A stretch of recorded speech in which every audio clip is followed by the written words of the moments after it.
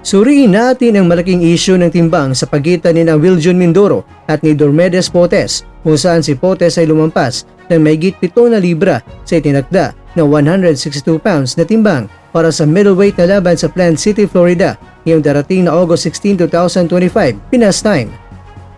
Narito ang pandaraya sa timbang, karahasan sa hustisya ng laban.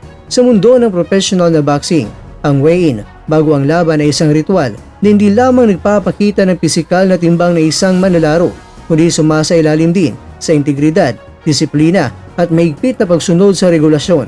Sa kaso ni Wiljon Mindoro at ni Dormedes Potes, si Potes ay tumimbang ng 169.4 pounds, higit 7 pounds sa itinakdang limitasyon na 162 pounds. Si Mindoro naman makakwento bagamat bagyang lumampas 162.2 pounds ay halos nakatugon sa limitasyon at nagpakita ng mas maingat na disiplina. Kaya't sa kalaban ni Mindoro ay masabi mo talagang Potes dahil Potes din naman ang kanyang apelyido. Ang labis na timbang ni Potes makakwento ay hindi simpleng pagkakamali o kaunting kapabayaan. Ito ay maaring pagtatangka ng pandaraya, ang paglabag sa capacity na nagbibigay ng di makatarungang kalamangan, mas malaking timbang, mas malakas na suntok at tibay ng katawan at may kaunting epekto sa biglaang laban. Ito ay parang doping ng sarili, hindi sa droga kundi sa timbang. Sa ganitong paraan, nawawala ang patas na kompetisyon at lumilitaw ang tanong kung saan nauwi ang alon ng integridad. Si Mindoro na nakabot ng malapit sa limitasyon ay nagpapakita ng dedikasyon sa tamang paghahanda.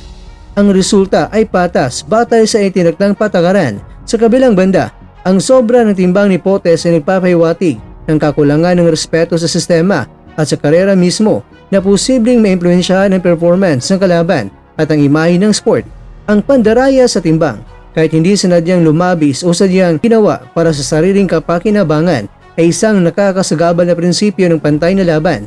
Kailangang panagutin ang manlalaro at ang kanilang kampo upang mapanatili ang dignidad ng boxing at protektahan ang mga maliliit ngunit disiplinadong atleta tulad ni Mindoro. Pero bakit delikado si Mindoro bagamat may tiwala tayo sa kanya? Ang boxing mga kwento ay hindi lamang pisikal na labanan.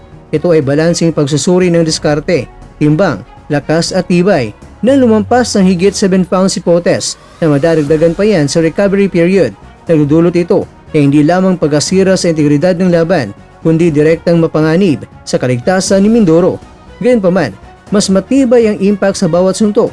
Isang suntok na tumatama sa ulo o katawan ni Mindoro mula sa mas mabigat at mas malakas na boksingerong si Potes ay maaring magdulot ng malala, concussion, pagkasugat, internal injury, lalo na si Mindoro ay hindi naganda para sa ganitong timbang na kalaban. Mental at emotional na disadvantage.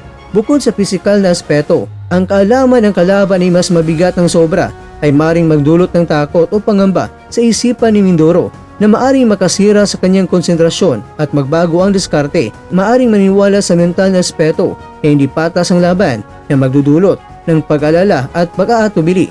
Paglabag sa regulasyon, ang hindi pagpasa sa tamang timbang, lalo na kung hindi sineseryoso ang pagsunod, ay isang kilos na kapabayaang maaring magmulta, kanselahin ang laban o isang indikasyon na kakulangan ng disiplina. Ang kaligtasan ay pinakamalaga, kaya't ang ganitong pamamalakad ay mali para sa parehong moral at praktikal na aspeto. Ang boxing tulad ng iba pang sports ay nakasalalay sa malinaw na tuntunin at batas, ang rules of engagement. Kung ang timbang ay hindi susundin ng tama, nawawala ang saysay ng laban. Lagi itong sadya o di sadyang pagpapakita ng kakulangan sa disiplina. Sa isang regulated na setting tulad ng pro boxing, may tinakdang timbang upang mabalanse ang maglalaban. Ang pagdudulot ng hindi patas na laban, tulad ng lumampas si Potes sa mahigit 7 pounds, ay dapat ipatupad agad ang penalties, multa, pagbabawal o pagkansela ng laban. Ito ay hindi para saktan ang karera ng atleta, kundi proteksyonan ang mga boksingero at ang reputasyon ng sport. Actually, mga kwento ay maraming kaso na hindi pagpasa ng tamang timbang, tulad ng nabanggit sa balita ng boxingscene.com na kung saan si Potes ay lumampas ng sobra at binigyan ng isang oras upang subukang magbawas ng timbang, habang itong si Mindoro ay allowed na mag-rehydrate matapos mabilis sa timbang lamang. Ang pagbibigay ng second chance sa takdang timbang kung ito ay masyadong maluwag ay maring magdulot ng precedent na ang pagsuway ay madaragdagan pa. Si Mindoro mga kwento bilang batang atleta ay limbawa ng tamang disiplina. Kung ang sport ay pipili na protektor ng disiplinado at patas na laban, ito rin ang magbibigay ng inspirasyon sa mga susunod na henerasyon ng boxing na hindi kailangang ilihis ang landas na integridad para maging competitive. Ang laban hindi lamang para sa pagwawagi, para rin ito sa pagsunod sa etika, seguridad at respeto. Ang regulasyon, lalo na sa timbang, ay hindi hadlang, kundi kalasag ng sport. Kung si Potes ay pinapayagan pa rin matapos sa sobrang timbang, ang mensahe ay mali. Ang kalamangan ay mas mahalaga kaysa sa patas.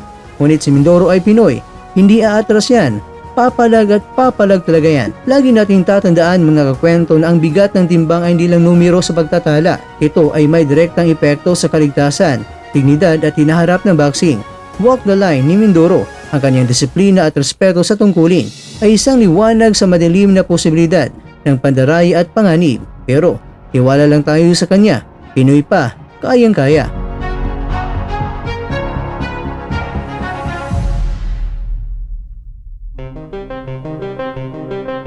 Mga kakwento, nagsalita na si Junto Nakatani. Nagbigay siya ng payo sa kaubayan niya na si Naoya Inoue na lalaban kontra kay Murodjon Akhmadalib ngayong darating na September 14 sa Japan.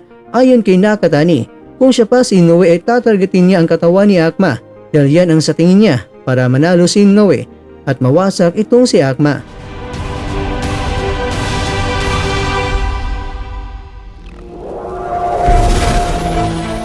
At dyan, nagtatapos ang ating kwento.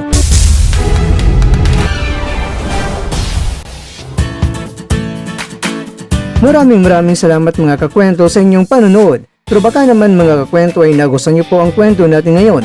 Baka pwede niyo po akong mabigyan dyan ng like, subscribe at pa-click na rin sa bell button.